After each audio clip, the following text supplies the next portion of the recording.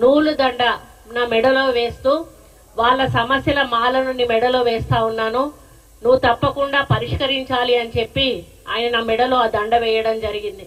ఆ దండ వేసేటప్పుడు కూడా నేను చూశాను ఎన్ని కలర్లు ఉన్నాయి అని అంటే 2 కలర్లు దండక ఉన్నాయి, 3వ కలరు తెల్ల కలరు కింద వేలాడబెట్టున్నది. ఎందుకంటే 2 కలర్లు వేస్తే అది బీజేపీ జెండా అవుతుంది అనేటువంటి ఆలోచనతోటి నేను వేయించుకోవద్దు అనుకున్నా. అక్క మీరు వద్దంటారని కింద తెల్లది కూడా నేను అటాచ్ చేశానని చెప్పి వేయడం జరిగింది. ఇది ఆ దండ, ఇది ఒక జాతీయ పతాకానికి సంబంధించిన కలర్ ఇది.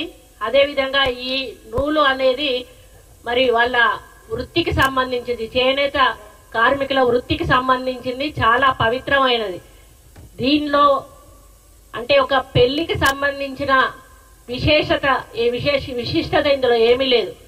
ఇది ఈ నూలు అనేది లేకపోతే ఈరోజు మన మానాలు అనేటివి ఉండేటివి కావు.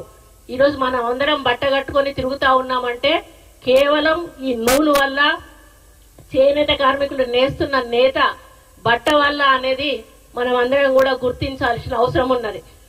నా బాధ ఏంటంటే ఒక మహిళగా నన్ను చాలా అసహ్యంగా ఈ విధంగా పోస్ట్ పెట్టి సోషల్ మీడియాలో చాలా దురదృష్టకరమైన, చాలా ఇబ్బందికరమైన పోస్ట్ పెట్టి ఈ ఫోటోను పెట్టి వీళ్ళకు షాదీ ముబారక్ ఎవరిచ్చారు అని చెప్పి ఒక అక్రమమైన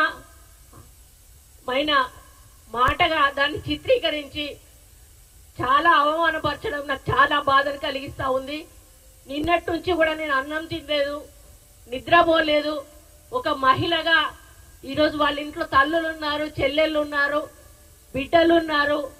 టీఆర్ఎస్ వాళ్ళందరూ కూడా ఈరోజు కొంత గ్యాంగ్ ను ఏర్పాటు చేసుకొని ఈరోజు వాళ్ళ అధికారం పోయిన పిచ్చిలో ఏం చేస్తున్నారో అర్థం కాకుండా ఒకసారి సీతక్క మీద ట్రోలింగ్ చేశారు, ఒక గిరిజన మహిళను పెట్టుకొని పొన్నం ప్రభాకర్ తోటి, ఇంకోసారి మేయర్ విజయలక్ష్మి గారిని ట్రోల్ చేశారు అక్కడ బోనాల పండుగ దగ్గర.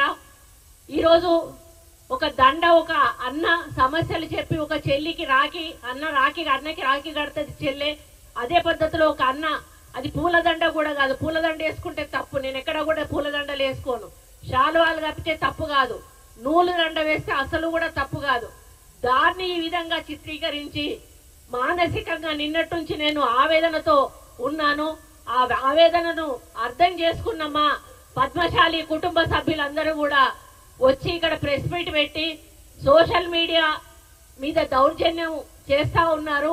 అటువంటి సోషల్ మీడియాను నిరసిస్తూ ఒక ప్రజాస్వామ్య పద్ధతిలో వాళ్ళెళ్ళి టీఆర్ఎస్ భవన్ ముందు social media, BRS social media అని దహనం చేస్తా ఉంటే రాక్షసుల్లాగా లోపల నుంచి వచ్చి తిరిగి మా వ్యక్తుల మీదనే దండయాత్ర చేశారు. మా వాళ్ళు లోపలికి వెళ్ళలేదు, కేవలం రోడ్డు మీద బయట చేస్తున్న కార్యక్రమాన్ని వాళ్ళు వచ్చి మీద పడి కొట్టడం జరిగింది. అంటే ఎంత దార్శికం చేస్తా ఉన్నారో ఈరోజు అర్థమవుతా ఉంది. దీని వెనకాల ఎటువంటి వ్యక్తులు ఉన్నారో మీ అందరికీ కూడా తెలుసు. ఈరోజు 10 సంవత్సరాల అధికారం తర్వాత అధికారం కోల్పోయి పిచ్చి పట్టి మరి ఏం చేస్తున్నారో అర్థం కాకుండా దుర్మార్గమైనటువంటి ప్రచారాలు సోషల్ మీడియా ద్వారా చేసి అసలు అంటే చెప్పలేని విధంగా అభ్యంతరకరమైనటువంటి వ్యాఖ్యలు చేస్తూ ఆ ఫోటోలు పెడుతూ ఆ విధానం ఏదైతే ఉందో మరి చాలా బాధ కలిగిస్తా ఉంది. నేను అదే అడుగుతా ఉన్నాను కేటీఆర్ ని, అయ్యా నీ చెల్లె మొన్నటి వరకు కూడా జైల్లోకి పోయి వచ్చింది,